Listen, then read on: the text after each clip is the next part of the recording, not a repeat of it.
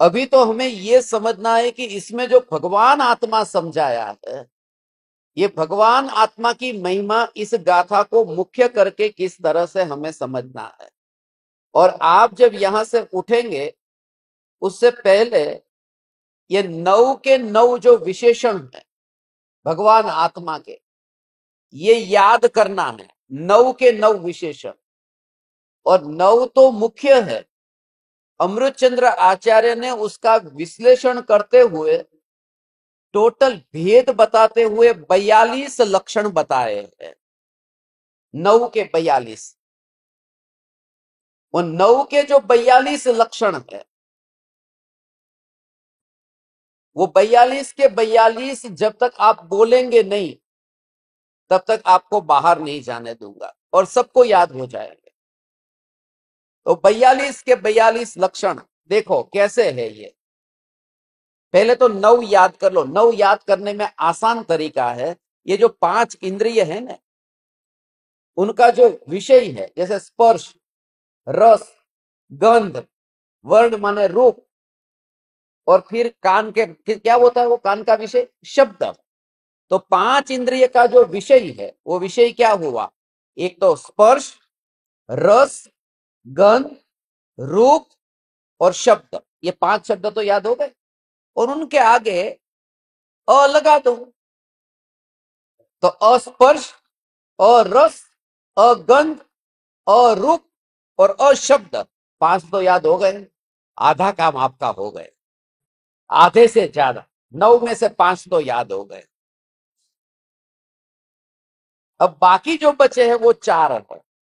उसमें 4 में भी क्रम से थोड़ा एक शब्द कठिन शब्द है, मगर वह भी हो जाएगा। कठिन इस दुनिया में कुछ भी नहीं है, कल्पना से कठिन इस दुनिया में और कुछ भी नहीं है, ये भी तुम्हें हो जाएगा।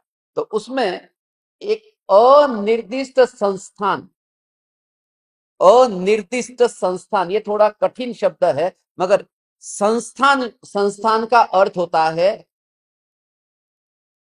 उसका आकार, शेप। संस्थान माने आकार। तो अनिर्दिष्ट, उसका कोई पक्का आकार नहीं है। निर्दिष्ट कहते हैं ना, उसको निर्दिष्ट किया। तो ऐसा जो निराकार तत्व बताना है कि उसका कोई निर्दिष्ट ऐसा आकार नहीं है, अनिर्दिष्ट संस्थान वाला है।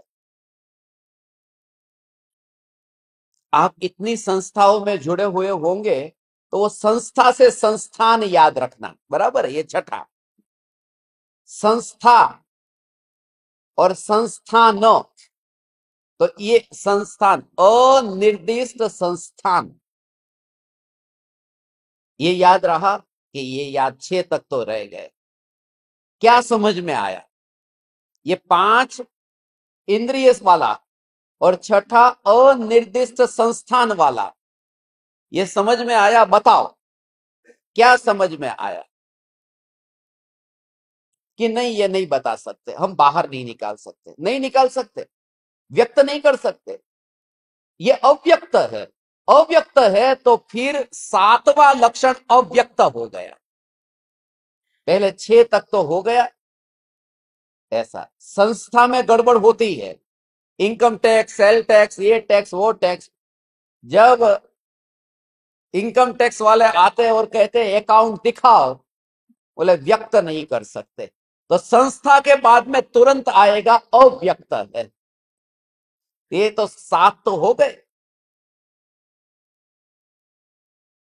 नगर ये भगवान आत्मा, ये 7 होने के बाद में ये भगवान आत्मा को कैसे पहचाने हम कल्पना तो करते हैं, अनुमान तो करते हैं, मगर वो पकड़ में नहीं आता। तो सीधा प्रवचन सार की 172वीं गाथा याद करना, जिसमें अलिंग ग्रहण के 20 बोल बताए ना।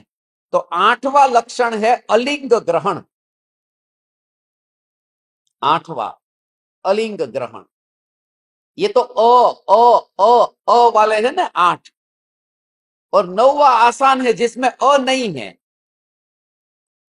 वो बहुत आसान है। चेतना गुण वाला जो है वह भगवान आत्मा है। खाली 9वां ही बताते ही ये 8 8 काय को बताया, उसका भी कारण है। ऐसा है भगवान। सब आसान है, हो इसमें समय सार कठिन कुछ नहीं है। मैं आपको कहता हूं मैं, ये 9 भेद अभी आपको याद हो जाएंगे। हो गए ना? फिर से एक बार बताता हूं। देखो,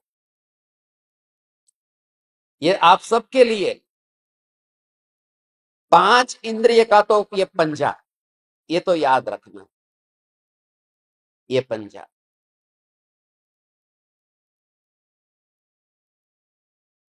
और